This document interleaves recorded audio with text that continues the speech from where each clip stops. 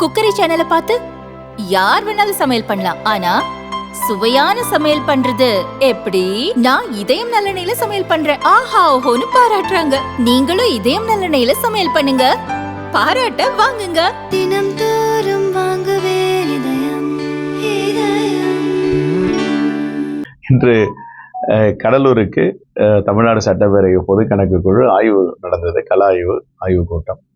எங்களுடைய நாடாளுமன்ற உறுப்பினர்கள், சட்டமன்ற உறுப்பினர்கள் மற்றும் சட்டப்பேரவையின் பொது கணக்கு உறுப்பினர் கலந்து கொண்டோம்.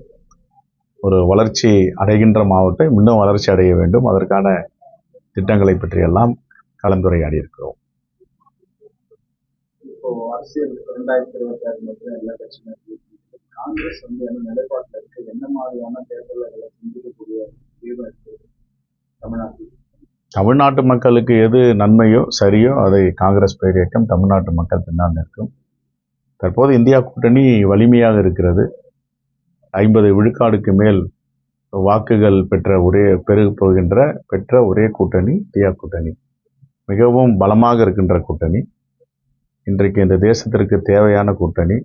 100க்கு 100% வெற்றி பெறுகின்ற இந்தியாவிலே ஒரே மாநிலம் தமிழ்நாடு இந்தியா கூட்டணி.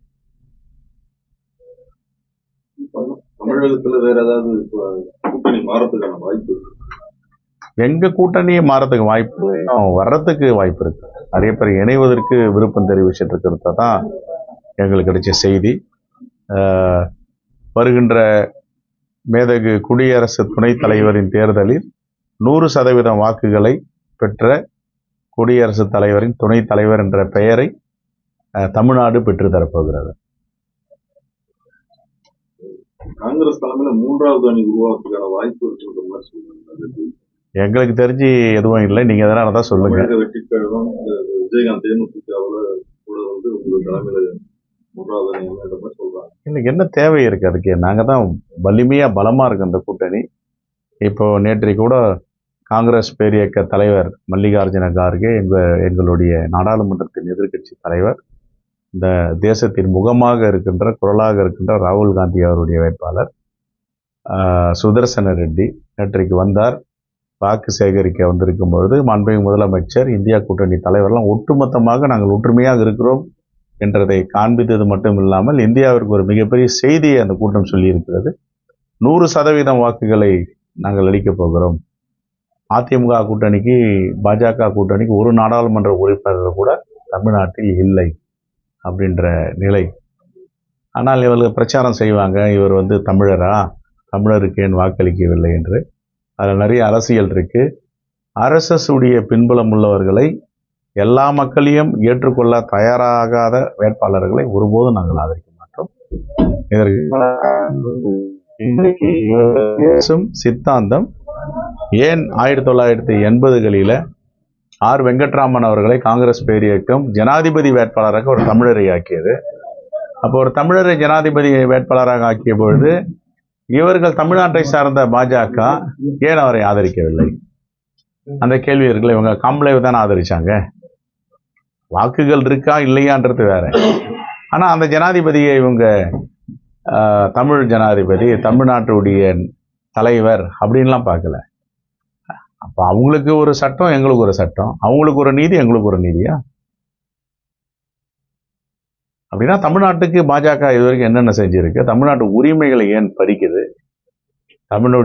தமிழருடைய கலாச்சாரம், வரலாறு, கீழடியுடைய கண்டுபிடிப்பு, கீழடி அகழ்வாராய்ச்சி, தமிழருடைய உண்மையான நிலை, தமிழருடைய 3000-4000 ஆண்டுகளுக்கு முன்னர் நாகரிகத்தை பற்றி எல்லாம் சொல்லுகிறது ஒரு விஞ்ஞானம் கண்டுபிடிப்பு. அதை மாற்றி எழுத சொல்வதற்கான காரணம் என்னென்றால், தமிழர்களையும் தமிழ்நாட்டையும் பாஜக புறக்கணிக்கிறது. ஒருபோதும் தமிழ்நாட்டுடைய பெருமை வெளியே தெரிந்து விடக்கூடாது. அதை சீரழிப்பதற்கு என்னென்ன செய்ய வேண்டுமோ பாஜக தலைவர்கள் டெல்லியில உட்காந்து செஞ்சிட்டு இருக்காங்க. இதெல்லாம் தமிழர் விரோதமான கட்சி இல்லையா பாஜக? அமித்ஷா ஒரு 2 நாளைக்கு முன்னாடி தமிழகம் வந்திருந்தாங்க. ஒரு காலத்திலையும் பாரத பிரதமரா இதை பேச வேண்டிய காரணம் என்ன? அவரா தீர்மானிக்க போறாரு தலைவர் ராகுல் காந்தி பிரதமர்னு? மக்கள் தீர்மானிக்க போறாங்க. ஏன்னா அவரு முடிவு பண்ற மாதிரி ஹிட்லர் மாதிரி பேசுறாரு அவரு. ஒருபோதும் வர முடியாதுன்னா நீங்க யாரும் அதை சொல்றது? நீங்க தீர்மானிக்க முடியாது. தீர்மானிக்கிறோம் மக்கள் சக்தி. மக்கள் வாக்களிக்க போகிறாங்க. இன்றைக்கி பீகாரில் பாருங்கள், எங்கே போகலான்னு எழுச்சி அலை. ஒரு வரலாறு காணாத கூட்டம் வந்து தலைவர் ராகுல் காந்தி பின்னால் இன்றைக்கி சென்று இருக்காங்க. அப்போ பீகாரில் வந்து தோல்வி பயம் வந்துடுச்சு. அந்த பிதற்றலில் வந்து இங்கே உளர்றாரு, வர முடியாது அவர் அப்படின்னா, அப்போ அவர் வரப்போறாருன்னு அர்த்தம். ரைட். முதல்வர் அங்கிள்னு கூப்பிடுறதா அரசியல் அப்படிலாம் பேசியிருக்க வேண்டிய அவசியம் அரசியலில் தேவையில்லை. வந்து நமக்கு அண்ணன் தம்பி உறவு தான் தெரியும், அங்கிள் உறவு தெரியாது. இப்போ ஒரே வந்து ஒரு 2 வருஷம் ஆகுது ஸ்டாலின் அவர்கள் வந்து 2 வருஷமா அரசியல் இருந்து அண்ணலும் நோக்கலாம் அவளும் நோக்கலாம் அப்படின்னு பிரதமர் மோடி பேசியிருக்காங்க. அதுக்கான கருத்து அவர் பேச பழமை வாய்ந்த ஒரு அரசியல் தலைவர் பேசும்போது இதுக்கு வந்து எதை பத்தி இல்லை, குறைந்தபட்சம் ஒரு அரசியல்வாதி அவர் அது மாதிரிலாம் பேசி குறைந்தபட்சம் நாகரிகமாக மேடையில் பேசணும். அந்த நாகரிகம் வந்து தமிழர்களுடைய பண்பாடு. அந்த நாகரிகத்தை ஒருபோதும் நாகரிகமானவர்கள். ஈவன் நம்முடைய எதிரிகளை கூட வந்து பண்போட தான் பார்க்குறாங்க அப்படின்றது தான் நம்ம வரலாறு. அப்படி இருக்கும்போது இவர் இதையெல்லாம் வந்து இழிவுபடுத்தி பேசுறது, கொச்சைப்படுத்தி பேசுறதெல்லாம் தவிர்க்கணும். இப்போ 50 ஆண்டு அரசியல் வரல அதிமுக திமுக அப்படின்னு போயிட்டு இருக்கு தமிழ்நாட்டுல. இப்போ வந்து தாவேக்காவை பத்தி எல்லா கட்சியும், எதிர்கட்சியாலும் சரி ஆளும் கட்சியாலும் சரி, அவங்களை டார்கெட் பண்ணி பேச என்ன காரணம்? பயமா இருக்கு. புதுசா அதை பத்தி பேச வேண்டிய அவசியமே கிடையாது. புதுசா வந்து கட்சி அப்படின்னு நம்ம விஜயகாந்த் கூட கட்சி ஆரம்பிச்சாரு. 10 விழுக்காடுக்கு மேல வாக்குகள் பெற்றாரு. நம்முடைய பக்கத்துல விருத்தாச்சலம் தான் எம்எல்ஏ ஆனாரு. அதுக்கு பக்கத்தில் திட்டக்குடியில் நான் எம்எல்ஏ ஆனேன் மங்களூரில். அப்போ 10% மேலே வாக்கு பெற்ற ஒரு கட்சி இன்னைக்கு என்ன எப்படி இருக்காங்கன்றத நம்ம கொஞ்சம் திரும்பி பார்க்கணும். சித்தாந்தம் நல்ல சித்தாந்தம், நல்லதான் பேசினார் அவர், நல்ல கருத்துக்கள் தான் சொன்னார், யாரையும் வசைப்பாடலை. அதே மாதிரி பிரஜாய ராஜ்யம்ன்ட்டு சிரஞ்சீவி பக்கத்தில் ஆந்திராவில் ஒரு கட்சி துவக்கினார். 20 லட்சம் பேர் கலந்துட்டாங்கன்னு சொன்னாங்க. கடைசியில் என்னாச்சு, காங்கிரஸ் கூட இணைச்சிட்டாங்க. இணைச்சிட்டு இப்போ அந்த கட்சி இருக்கான்னா அந்த கட்சியே கிடையாது. இது மாதிரி பல கட்சிகள் சொல்லலாம். சித்தாந்தத்தில் உள்ள பிடிப்பா இருக்கிற கட்சி தான். இப்போ எங்கள் கட்சி காங்கிரஸ் பெரிய இயக்கம் 140 ஆண்டுகளை கடந்து இருக்குன்னா என்ன காரணம்? சித்தாந்தம் வலிமையான சித்தாந்தம், எல்லோருக்குமான கட்சி. ஆகையால வந்து அது ஆணை பலத்தோடு இருக்காது. சில பேர் சொல்லுவாங்க 1984 சொன்னாங்க, 80 சொன்னாங்க, இதுக்கப்புறம் அந்த கட்சியே வராதுன்னாங்க. இந்திரா காந்தி படுதோல்வி அடைஞ்சு விட்டார். 80 தேர்தலில் எழுந்து நின்னாங்க.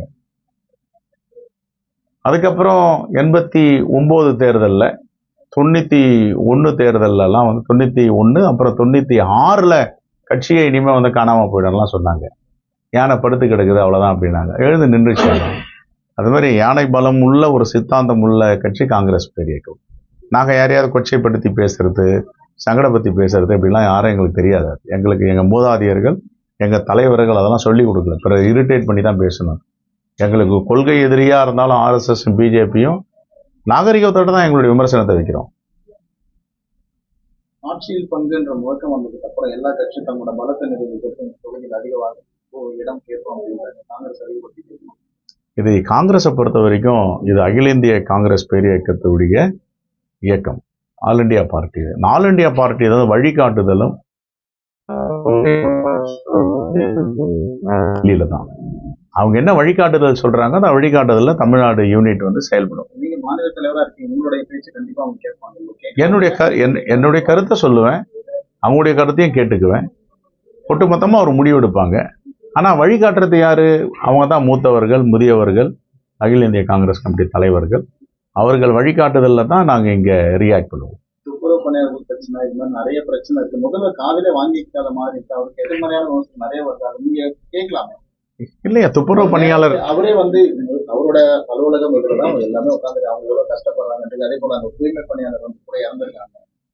துப்புரவு பணியாளருடைய விஷயத்தில் நாங்கள் முதல் சென்னை மாநகராட்சி முன்பு உண்ணாவிரதம் இருக்கும்போது நாங்கள் போய் சந்தித்து உங்களுடைய குறைகள்லாம் மாண்பு முதலமைச்சர்கிட்ட சொல்கிறேங்க அப்படின்னு சொன்னோம். காங்கிரஸ் பேர் இயக்கத்துடைய மாமன்ற உறுப்பினர்கள், தலைவர் பெருமக்கள் நாங்கள்லாம் கலந்துட்டோம்.